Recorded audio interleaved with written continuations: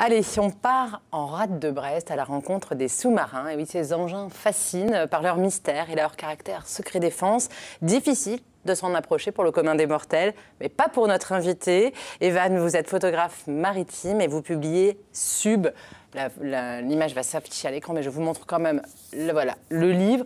C'est votre troisième livre, il est donc dédié aux sous-marins, avec des photos collectées depuis 2012. Pourquoi 2012? C'est le moment où votre histoire avec les sous-marins démarre. Ça s'est passé comment, ce déclic? Ça s'est passé sur un retour de pêche à Ouessant, tout simplement. Ouais. Et on a vu une silhouette noire à l'horizon. Et ça a approché un petit peu pour se rendre compte que c'était le fameux sous-marin qu'on voyait sortir de la rade de Brest.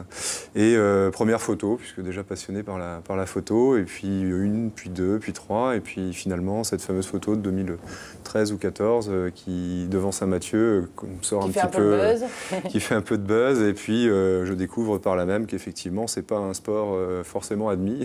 Oui. Et puis vous saviez pas lors de cette première photo que c'était interdit? Non, comme beaucoup de gens, j'ignorais effectivement le caractère prohibited de la photo, et ça permet de rencontrer les marins, et puis petit à petit la démarche a été comprise d'un côté et de l'autre de la partie, et puis voilà, c'était ma question. Comment vous faites pour les approcher de si près? Il faut forcément être en lien avec la Marine nationale de très près. On s'équipe surtout de téléobjectifs. Oui, déjà. Et puis, petit à petit, en se rapprochant aussi des gens de la Marine nationale, mais on voit que les retours sont plutôt positifs du point de vue esthétique, de la manière de montrer les choses. Et donc, la démarche s'est accélérée ces 4 ou 5 dernières années. Voilà, 4 dernières années. Mais qu'est-ce qui en fait des photos aussi insolites qu'on n'a vraiment pas l'habitude de voir? Pourquoi personne n'avait encore fait ces photos qui semblent si proches? Alors, il y a quand même pas mal de photos de sous-marins, mais en tout cas, j'ai sur la photo en général, et plutôt maritime me concernant, j'aime beaucoup travailler au téléobjectif ou au grand angle. Et en l'occurrence, le téléobjectif a cette caractéristique propre de rapprocher les éléments, les phares avec une silhouette de kiosque de sous-marin par exemple ou autre, donc d'écraser les perspectives et de montrer les choses différemment, comme si on rentrait, on violait le sujet finalement. Et donc c'est quelque chose d'assez fort, et c'est vraiment une recherche chez moi de rentrer dans les sujets. Donc le faire comme ça à terre sur un trépied, c'est pas facile. Souvent on va faire des phares en tempête ou autre. Le faire sur un bateau qui bouge à main levée, c'est vraiment encore moins facile. On a beaucoup de déchets. Et petit à petit la technique s'est affinée, et voilà, et le style s'est un petit peu affirmé également. Alors l'hiver dernier, nous vous avions suivi sur l'eau pendant une session photo en rade de Brest. On va regarder un petit extrait. Alors là, l'idée, c'est vraiment, tu vois, de chercher les angles qui vont très vite au téléobjectif et d'aligner le bateau avec ces mouettes, là, avec le phare, quoi. Donc là, tu vois, il faut vraiment se positionner comme il faut, régler l'appareil photo au passage. Et là, ça, dans 3, allez, 3, 2,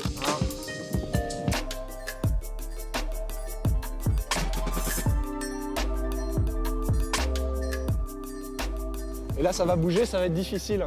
Et je vais essayer d'avoir l'écume, le bulbe et le phare du minou. Et jouer sur la matière si tu veux. Et là c'est super dur parce que ça bouge, quoi.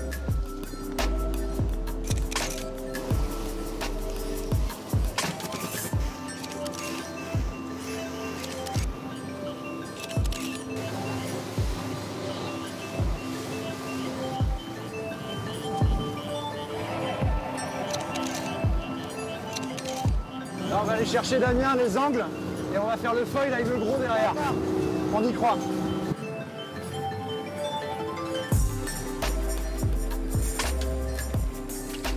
Voilà un peu les coulisses de ces photos. Bon souvenir. C'est vrai, vous passez du temps à recadrer, à retoucher les photos après, celles du livre ou... Oui, l'idée c'est effectivement de prendre la photo la plus permissive possible, que ce soit dans les hautes, les basses lumières et dans le cadrage. Oui. Forcément, quand on a une photo qui est un petit peu sous tension, qui ne va pas se représenter de sitôt, il faut la faire et puis se laisser le maximum de possibilités derrière. Donc, à l'image de l'argentique, quand vous choisissiez votre bain d'argent ou votre papier ou votre temps de pause ou de développement, derrière votre ordinateur, vous passez dans une chambre numérique, c'est juste le caractère de la chambre qui a changé. Et parfois, une photo fonctionne mieux en noir et blanc, en couleur, un petit peu plus en carré ou en format panoramique, tout dépend des sujets. On le voit sur cette image, mais qui va apparaître sur l'écran en plus grand. Vous vous autorisez des petites mises en scène, Evan, je vous montre de quelle photo on parle. Enfin, c'est des photos en fait d'un peu d'opportunité. Là, l'idée, c'était de faire une pierre deux coups. J'allais chercher des photos plutôt pour montrer le caractère industriel avec des flashs autonomes. Donc, c'est pas évident parce que les espaces sont grands. Il faut travailler la lumière et maîtriser. Et on rentre plus dans le domaine du studio. Et puis les deux, voilà. Et là, du coup, le marin et on s'est fait plaisir, effectivement, en Group, mettant sur des nacelles les flashs en plongée, sans faire de jeu de mots. Et les gens étaient très fiers, forcément, parce que là, c'est l'hyper entretien d'un sous-marin nucléaire lanceur d'engins et on transforme complètement le bateau. Donc c'est un chantier qui a été le plus gros chantier à Brest pendant des mois et des mois. Donc, comme c'est un caractère plutôt secret, pas forcément connu, mais du coup il y a une grosse fierté à la fois industrielle, de savoir-faire et de souveraineté finalement française derrière ces images en tout cas. La Marine nationale vérifie vos clichés ? Oui, absolument. 100% des clichés sont validés, agréés par la Marine nationale. D'ailleurs, vous souhaitez devenir photographe officiel de la Marine. Pourquoi, Evan? Qu'est-ce que ça pourrait changer pour vous? Effectivement, dans les peintres officiels de la Marine, vous avez plusieurs spécialités, peintres, photographes, sculpteurs et autres, dessinateurs de BD et autres. C'est quelque chose qui me tient à cœur. Je me suis mis quelque chose comme ce projet en tête il y a quelques années. J'ai déjà tenté une fois le concours au Salon de la Marine. C'était le 44e, ça n'a pas fonctionné. Et la candidature vient juste de partir pour le 45e salon qui aura lieu en plein cœur des fêtes de Brest 2020. Donc j'y vois un signe du destin. Il y a combien de places justement? Elles sont limitées ces places-là, non? Il n'y a pas forcément de nombre de places. Il y a plutôt, vous rentrez, je crois que vous devez faire 3 périodes de 3 ans ensuite pour être agréé et nommé à vie, je crois. Ouais. Enfin, voilà, des règles, c'est séculaire, donc c'est des choses qui se transforment dans le temps. Et ça serait un doux rêve de rejoindre quelque chose d'aussi ancien, respectable à mon goût. Ce genre de photos de sous-marins un peu fascinantes crée aussi le buzz sur Internet. Vous êtes très présent sur les réseaux sociaux, vous publiez vos photos. Vous êtes sensible aux commentaires de la communauté qui vous suit? Comment ça se passe justement votre vie sur la toile? Avec le temps, on ne s'habitue jamais. Moi, j'adore quand les gens s'expriment, tout simplement. Je réponds systématiquement. Il n'y a pas forcément que des bons commentaires non plus, mais il faut essayer de comprendre pourquoi, etc. Puis toujours répondre. On ne peut pas plaire à tout le monde, mais globalement, j'ai l'impression que ça plaît bien. Ouais. Le livre coûte 39 €. On peut le commander via votre site et en l'achetant, on fait preuve de solidarité. Vous nous expliquez pourquoi? Alors, à l'image des 2 premiers ouvrages, j'essaye dans la mesure où la photo pour moi n'est pas alimentaire, j'essaye de faire profiter effectivement des œuvres caritatives sur le bénéfice des ventes. Donc en l'occurrence, là, ce sera partagé entre l'entraide marine à Dosme et la SNSM.